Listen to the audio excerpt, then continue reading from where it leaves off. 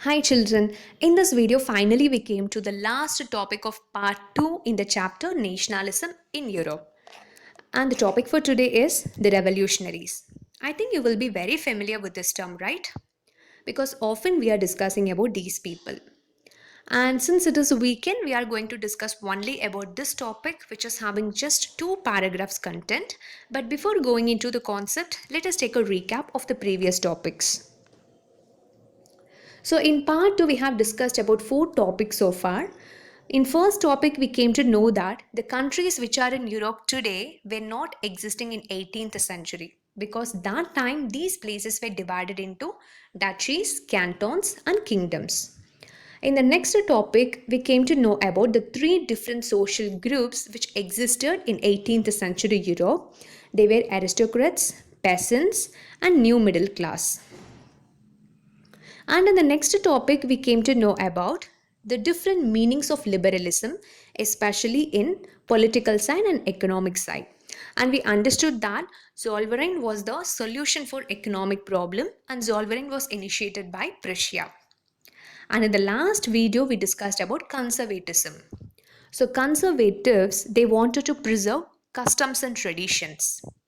So they are going to undo most of the changes brought by Napoleon, where we discussed about 10 practices they introduced under the Treaty of Vienna. So the main mission of Treaty of Vienna was to undo most of the changes brought by Napoleon. And you know what? This conservatism and monarchical rule was similar because both were strict towards the people. Like monarchical rule, conservatives were also strict, like they followed censorship, they couldn't tolerate any type of criticisms, right? So now the liberal nationalists, they were against conservatism because it is like a monarchical rule, right? So nationalists or the people who were against the monarchical rule, so now they started to fight against the conservatism also. Now let us go into the topic. After the defeat of Napoleon in 1815, conservatism order was established in Europe. So now the liberal nationalists they had a fear.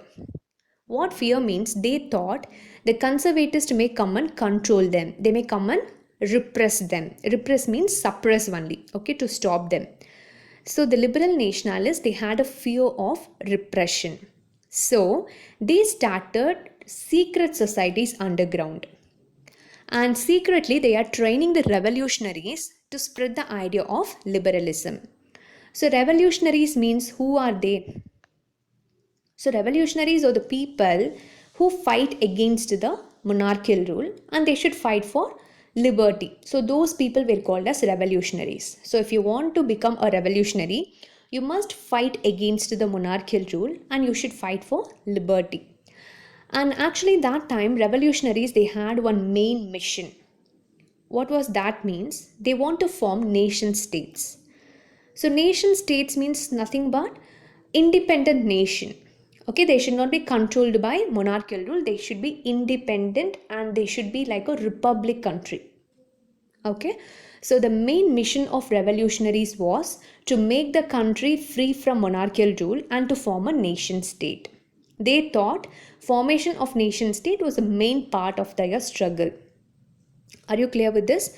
So after 1815, conservatives order was established in Europe. So the liberal nationalist was scared about them.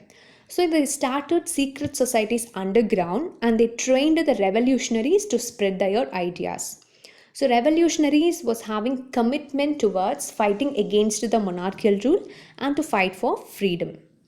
And their main mission was to create nation states. Now, let us discuss one person who was a revolutionary. So, one such Italian revolutionary was Giuseppe Mazzini. So, remember Mazzini also well. We are going to discuss about him in our main topic. So, Giuseppe Mazzini, he was born in Genoa in 1807 and he became a member of a secret society of Carbonari. And when he was 24 years old, he started a revolution in Liguria. So, if he is starting a revolution, will the government be very happy about it? Definitely not, right? So, what they did means they sent him on exile. Exile means they sent him out of his native place. He should not come back to that place. So he was roaming here and there in 1831.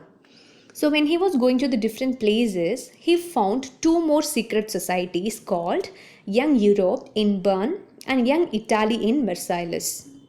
And the members of these secret societies were the people from France, Poland, Italy, and German states who were like minded. So, like minded in a sense, they were having a common idea. Clear? So, two friends having the same mindset will be very close, right? Likewise, here, these people were having very common ideas. So, Mazzini found two secret societies called Young Europe and Young Italy, and the members were from France, Poland, Italy, and German states. And do you know what was Mazzini's thought? Mazzini thought that God actually created the nations to be natural units of mankind. So no one should have right to control any place. No one had the right to divide the places. So Italy should not be divided into small places. It should be united. It should become a nation state. This was the idea of Mazzini. Clear? So Mazzini thought that God's main intention was that all the states should be independent. No one should go and divide them. So Italy was divided, right? So he thought that Italy should not be divided in this way. It should be united. All the states should make an alliance and it should form a nation, like that he thought. He decided that this will be the basis of Italian liberty.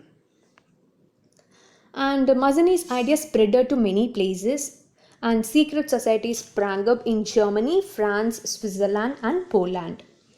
And the conservatives' idea was very deep. They wanted democracy, they were opposing the monarchical rule very strongly. Now, the conservatives started to be feared about Mazzini's opposition. Clear?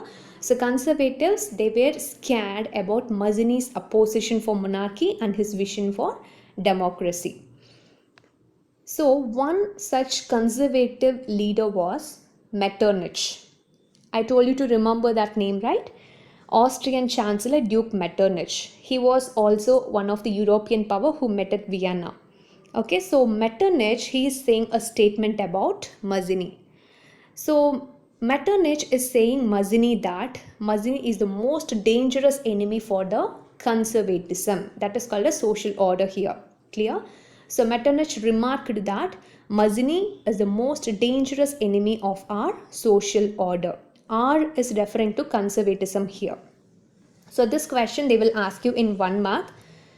They will give you the statement and they will ask you who said this and why. Clear?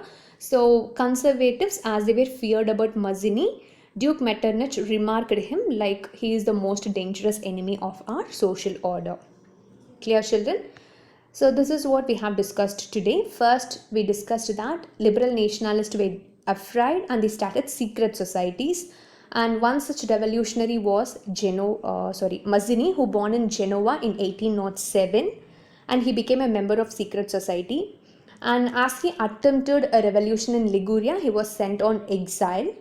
So while he was in exile, he found two secret societies. One is Young Europe, another one is Young Italy. And the members were like-minded who were from different countries. And Mazzini believed that no country should be divided. God's intention was to create a united nation. So he thought that Italy should be united. And his idea was spreaded everywhere. And many secret societies sprang up in different places again. And now conservatives, they were feared about the liberal nationalist idea. They were afraid of revolutionaries. And now Duke Metternich remarked that Mazzini is a dangerous enemy of our social order. Are you clear with this, children? So this is the only topic you are going to learn today. And now coming for the question time. Comment the answer. Where did Mazzini attempt for a revolution because of which he was sent on exile? Okay, he started a revolution in a place, right? Because of that only he was sent on exile. So where did he attempt for that revolution? Just mention the place in the comment box. So recap the video and recap all the topics which we learned so far in part 1 and part 2 so that we can go for the next part. Happy learning!